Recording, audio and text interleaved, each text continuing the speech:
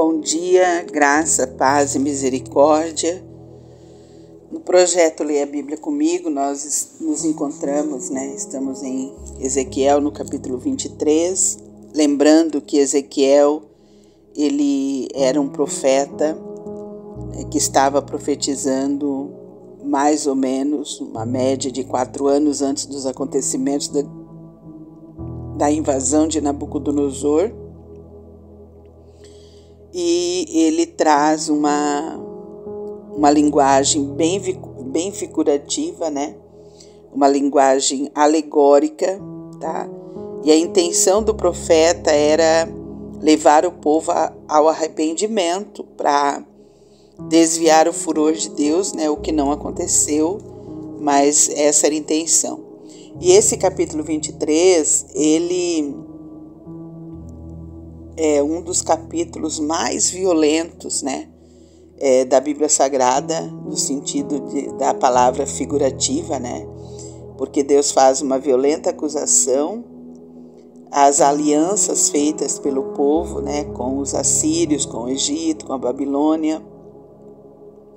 E, na verdade, era uma afronta contra Deus, Era vista pelo Senhor como um adultério, um crime contra a fidelidade de Deus, Então, o capítulo ele é bem alegórico e vai trazer essa figura alegórica, Essa linguagem figurativa ali no contexto, para o contexto do povo, era uma linguagem que seria bem compreendida, Não tanto para a gente hoje, mas para aquele contexto ali era. Vamos à leitura. Veio a mim a palavra do Senhor, dizendo: Filho do homem, houve 2 mulheres, filhas de uma só mãe. Está se reportando, a Samaria e a Judá, tá? Estas se prostituíram no Egito, prostituíram-se na sua mocidade. Ali foram apertados os seus peitos, apalpados os seios da sua virgindade. Os seus nomes eram Olá, a mais velha, e Olibá, sua irmã. E foram minhas, tiveram filhos e filhas. E quanto ao seu nome, Samaria é Olá, e Jerusalém é Olibá. Prostituiu-se Olá quando era minha, inflamou-se pelos seus amantes, pelos assírios, seus vizinhos, que se vestiam de azul, governadores e sátrapas, todos jovens de cobiçar, cavaleiros montados a cavalo. Assim cometeu ela as suas devassidões, com eles que eram todos a fina flor dos filhos da Síria, e com todos aqueles pelos quais se inflamava, com todos os seus ídolos se contaminou. As suas impudicícias que trouxe do Egito não as deixou, porque com elas se deitaram na sua mocidade, e eles apalparam os seios da sua virgindade, derramaram sobre ela a sua impudicícia. Por isso a entreguei nas mãos dos amantes, nas mãos dos filhos da Síria, pelos quais se inflamara. Está reportando aqui a destruição de Samaria, lá no ano de 722. Verso 10. Estes descobriram as vergonhas dela, levaram seus filhos e suas filhas, porém a ela mataram a espada. E ela se tornou falada entre as mulheres, e sobre ela executaram juízo. Vendo isto, sua irmã Olibá, Jerusalém, Judá, corrompeu a sua paixão mais do que ela, e as suas devassidões foram maiores do que as da sua irmã. Inflamou-se pelos filhos da Síria, governadores e sátrapas, seus vizinhos, vestidos com primor, cavaleiros montados a cavalo, todos jovens de cobiçar. Vi que se tinha contaminado, o caminho de ambas era o mesmo. Vou reforçar aqui, tá? Vi que se tinha contaminado, o caminho de ambas era o mesmo. Então, tanto Jerusalém quanto Samaria, que são as 12 tribos de Israel, as 12 tribos se perderam, se contaminaram, se prostituíram, se renderam, se prostraram diante dos ídolos, fizeram tudo o que era mal aos olhos do Senhor. Verso 14. Aumentou as suas impudicícias, porque viu homens pintados na parede, imagens dos caldeus, pintados de vermelho.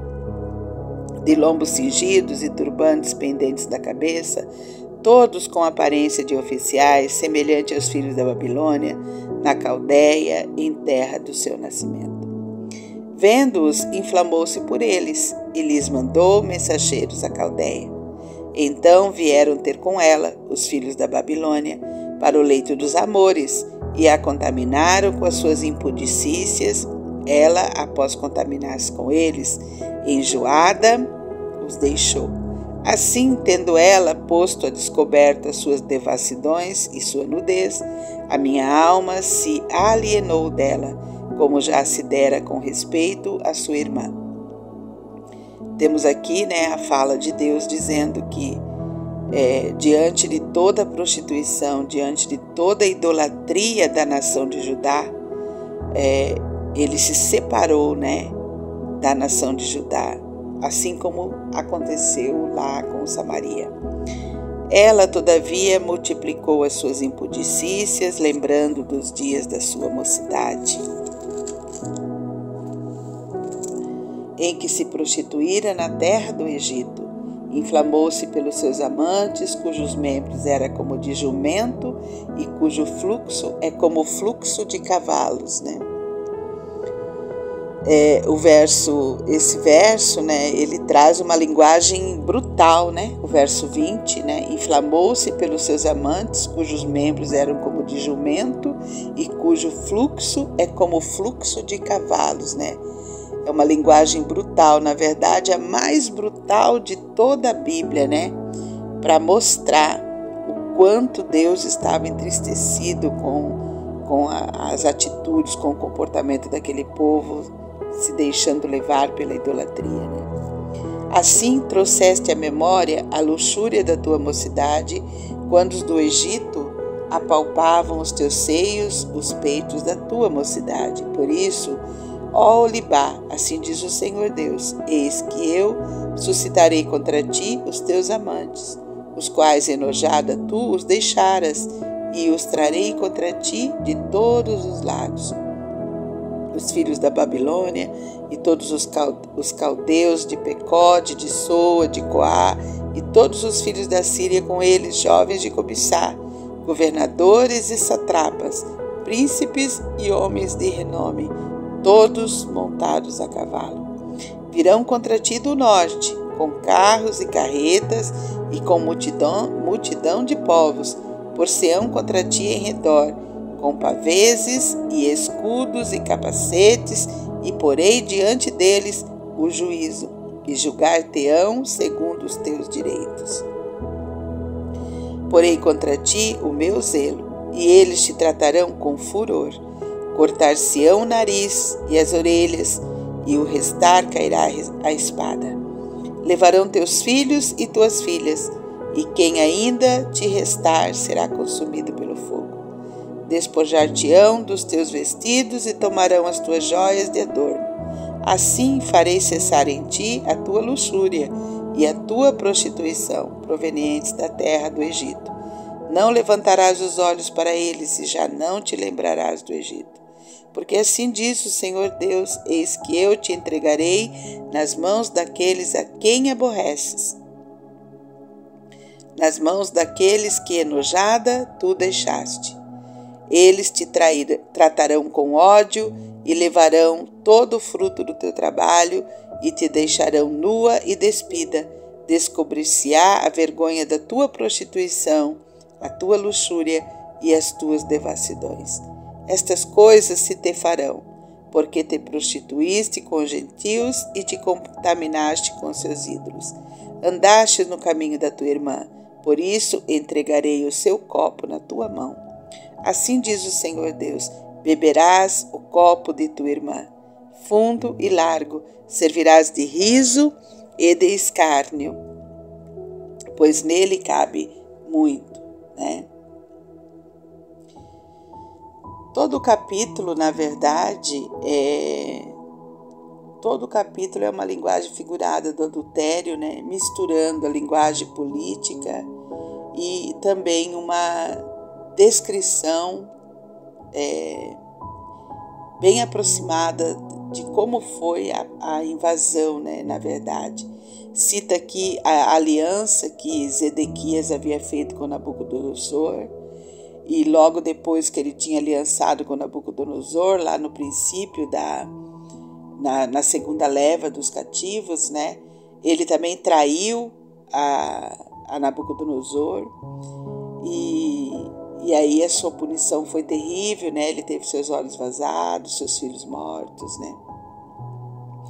E aí também cita aqui que Judá bebeu o copo da sua irmã Samaria, né? Quer dizer, sofreu a mesma sorte, a mesma tragédia, a mesma destruição, né? Verso 33, encher-te-ás de embriaguez e de dor. O copo de tua irmã Samaria é copo de espanto e de desolação.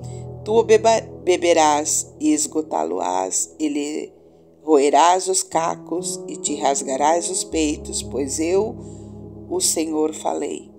Portanto, assim diz o Senhor Deus, como te esqueceste de mim e me viraste as costas, também carregarás com a tua luxúria as tuas devassidões. Disse-me ainda o Senhor, filho do homem, julgarás tu a Olá e a Olibá, declara-lhes, pois, as suas abominações, porque adulteraram e nas suas mãos a culpa de sangue, com seus ídolos adulteraram, e até os seus filhos que me geraram ofereceram a eles para serem consumidos pelo fogo. Né? Citando aqui os sacrifícios humanos. Né?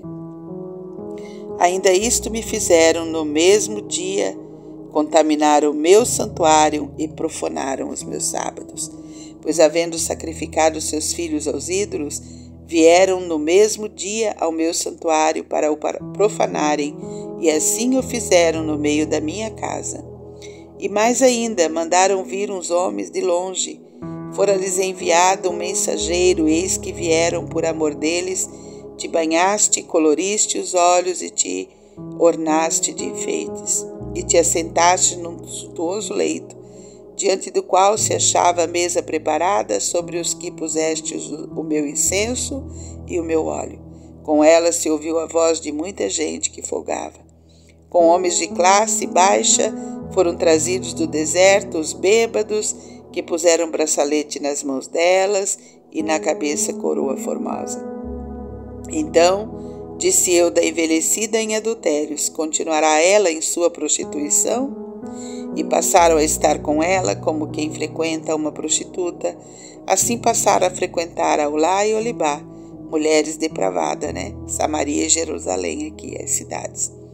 De maneira que homens justos a julgaram como se julgam as adúlteras e as sanguinárias, porque são adúlteras, e nas suas mãos a culpa de sangue.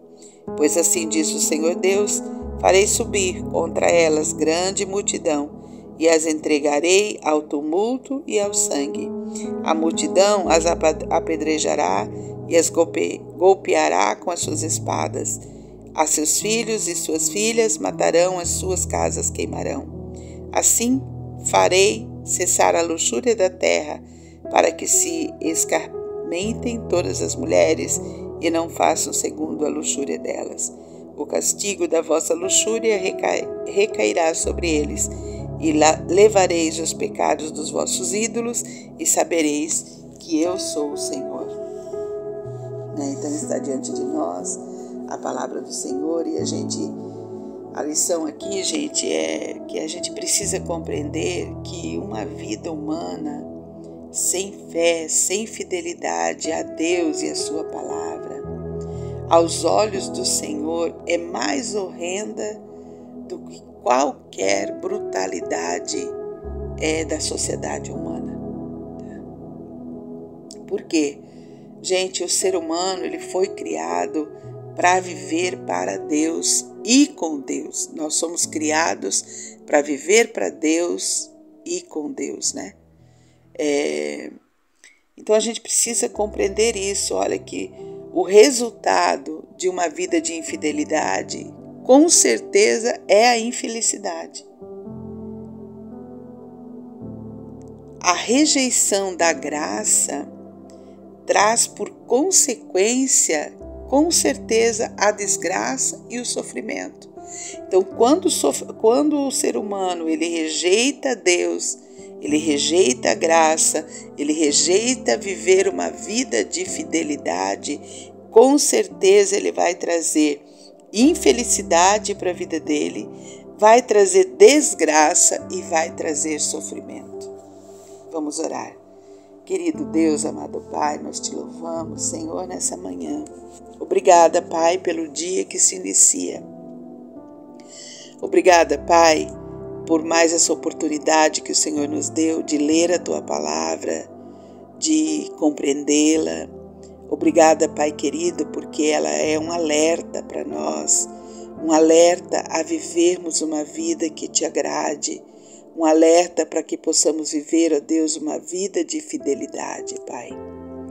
E não se constrói, Paizinho querido, fidelidade sem constância na Tua presença, não se constrói fidelidade no coração sem retidão, sem aplicar os princípios da Tua palavra no nosso dia a dia.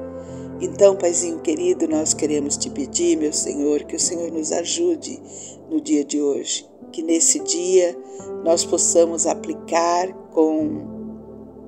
com gratidão no coração os Teus mandamentos, os Teus estatutos, Pai, a Tua lei moral, Deus querido, que nós possamos em tudo aquilo que formos fazer, em tudo que formos agir, que possamos, Pai, ser direcionados pelo Teu Santo Espírito, nos mostrando, nos instruindo, nos conduzindo, Pai. Nós Te pedimos isso, Senhor. Nos conduza no dia de hoje, Pai, a aplicarmos a Tua palavra, Deus. Pai querido, não adianta nada lermos a palavra, ouvirmos a palavra e não sermos praticantes da palavra, já diz o apóstolo Tiago, Pai. Então, Senhor Deus, que o Senhor nos ajude na prática da Tua palavra. A minha oração hoje, Pai, é que o Senhor nos ajude na prática da Tua palavra, Pai. Que possamos aplicá-la ao nosso coração. Que possamos fazer, Deus, como o salmista, esconder a Tua palavra no coração para não pecar contra Ti. Nos ensina, Deus, a viver nos dias de hoje, no contexto de hoje, no século 21, no ano de 2023, Pai. Nos ajuda a viver os Teus princípios e estatutos, porque eles são eternos, Pai, eles são imutáveis, eles não mudam, Pai. O contexto, a cultura, a história muda, mas, ó Pai querido, o princípio é imutável. Então, Pai, nos ajuda, Pai, nos ajuda a aplicar os Teus princípios imutáveis na nossa vida, Pai. Não nos permita andar atrás dos ídolos do nosso coração. Nos ajuda, Pai, a reconhecê-los e a abandoná-los para a glória do Teu nome, Pai. Pai, quero orar agora pelos meus amigos de perto e os meus amigos de longe. Senhor Deus, os meus queridos, os meus amados, Pai, que me acompanham. Que o Senhor possa dar a eles também, Pai, a graça de poderem, Senhor Deus, aplicar a Tua palavra, de aprenderem com a Tua palavra.